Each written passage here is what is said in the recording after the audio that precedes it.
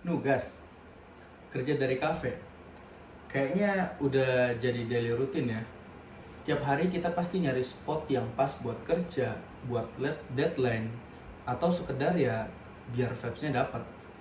Tapi pernah nggak sih kalian mikir, kenapa kita auto balik ke satu coffee shop yang itu aja? Padahal di luar sana, literally ada ribuan kedai kopi lain. Apa sih rahasianya? Kenapa ada tempat yang klik banget, ada yang enggak? Nah, di video kali ini kita bakal spill semua rahasianya. Kita bakal bedah tuntas sebuah kasus bisnis digital. Kenalin, gue Anggara Syaputra dan ini analisis gue tentang kopi senja. Oke, jadi studi case kita kali ini adalah kedai kopi senja. Basically, ini adalah coffee shop indie yang vibes-nya tuh anak kampus banget. Fokus utama mereka tuh simple, tapi ngena. Nyediain the perfect spot buat kita mahasiswa, buat WFC alias work from cafe. Tiga senjata mereka yaitu kopinya enak, harganya affordable, dan yang paling penting wifi-nya tuh kencang, plus pelayanannya yang cozy, nyaman. Oke, yang pertama, gimana cara kita bedah bisnis ini? Kita bakal pakai tools yang paling hits dan fundamental di dunia bisnis. You know it? Business Model Canvas. Kita mulai dari tiga yang paling penting dan paling krusial. Yang pertama ada value proposition. Apa sih yang mereka jual? Ternyata bukan cuma kopi, tapi experience. Tempat yang cozy atau nyaman buat WFC, work from cafe, wifi-nya yang satset, dan harganya yang pas di kantong. Lalu yang kedua, ada customer segment. Siapa pasarnya? Ya jelas, target market utamanya adalah kita-kita ini, mahasiswa, simple. Yang ketiga, customer relationship. Gimana cara mereka ngikat pelanggannya? Nah, ini paling smart. Mereka pakai layanan personal dari baristanya, dimana baristanya itu hafal nama-nama kita. Plus, ada stamp card. Beli 5 gratis 1. Basic, klasik banget, tapi bekerja. Lanjut, kita intip dapurnya. Ada key activity atau kerjaan utama mereka yang jelas. Yang pertama ada brewing kopi, konten di Instagram dan TikTok, dan make sure pelayanannya slay. Lalu ada key research atau modal utamanya. Obviously, lokasi yang strategis dekat kampus, baristanya yang jago bikin kopi sambil ngajak ngobrol, dan brand image mereka di sosial media. Dan the most important part, cuannya, revenue atau pemasukan, dimana pemasukannya ini datang dari makanan atau minuman standar, dan cost struktur atau pengeluarannya paling gede tuh buat sewa tempat, gaji karyawan, lalu ada biaya tambahan untuk biaya bahan baku kopi, susu, lalu ada biaya operasional seperti listrik dan wifi. Oke, BMC kelar. Next step, kita lihat circle-nya. Circle dari kedai senja. Sebuah bisnis yang gak akan hidup sendiri. Ada banyak banget pihak yang terlibat.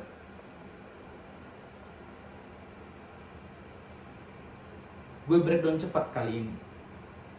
Ini gampang banget. Kita bagi menjadi 3. Ada primer, ada pendukung, lalu ada kunci. Yang pertama, kita bahas stakeholder primernya. Ini adalah orang dalamnya.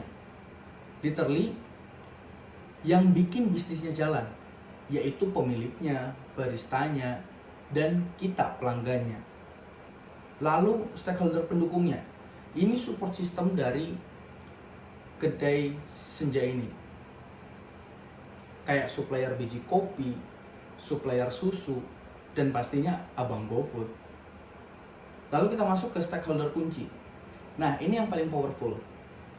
Yang bisa bikin bisnisnya hidup atau mati, jelas si pemilik dan betul banget, pelanggan yang loyal seperti kita. Nah, ini bagian favorit gue. Kita udah tahu siapa pelanggannya.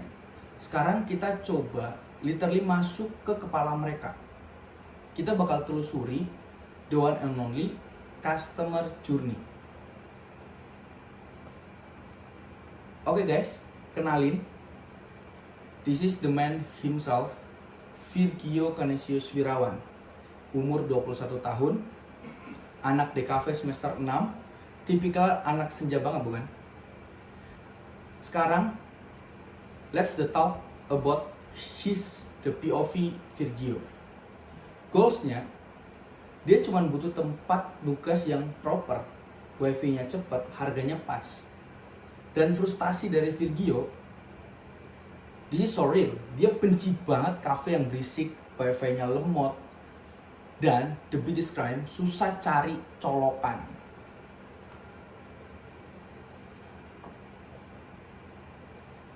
Kita kepoin si Virgio lebih dalam lagi, pakai empathy map. Apa yang dia pikirin dan rasain. Semoga nggak rame, deadline, tipikal anxiety mahasiswa. Lalu apa yang dia lakuin dan ucapin?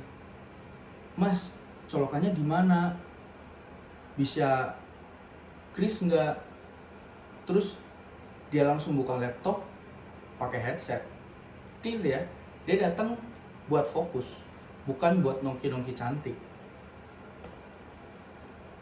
Dan ini adalah roadmap-nya si Virgio. Perjalanannya dari awal sampai akhir. Kita bagi menjadi 4. Ada awareness, consideration, pertimbangan, purchase atau pembelian, dan advocacy atau promosi. Dia pertama kali tahu kafe ini itu dari IG story temennya. Klasik. Wah, di mana nih? Lalu dia memiliki pertimbangan, consideration ini. Masuk ke tahap consideration.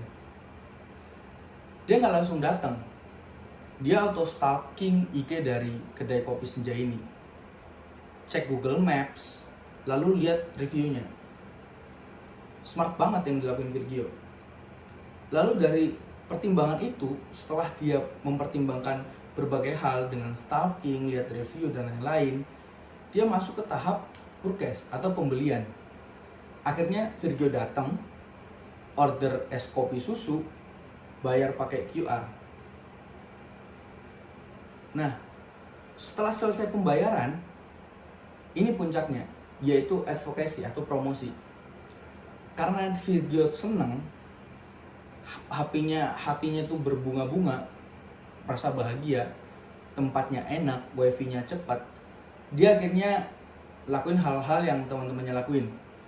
Dia selfie, posting di IG story, dan mention kopi senja, kedai kopi senja.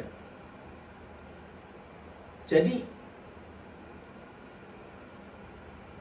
basic dia jadi marketer gratis buat kedai kopi ini.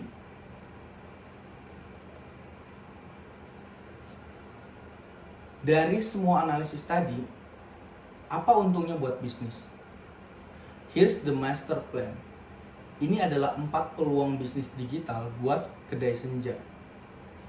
Gue ambil satu contoh, karena kita tahu si Virgio anti colokan, maka opportunity-nya adalah bikin konten TikTok atau Reels WFC approved. Nggak usah estetik-estetik banget. Cukup dengan video simple yang nunjukin, nih colokan gue banyak, wifi-nya kenceng. That's it. Jawaban langsung problem pelanggan. Simple kan?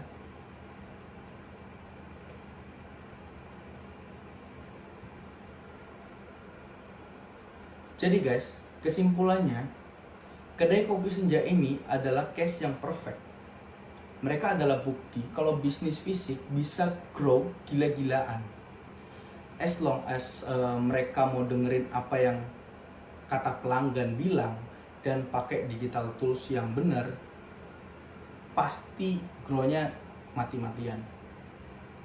Oke, gua Angga Resya Putra. Thank you banget buat kalian yang udah nonton. See you the next project.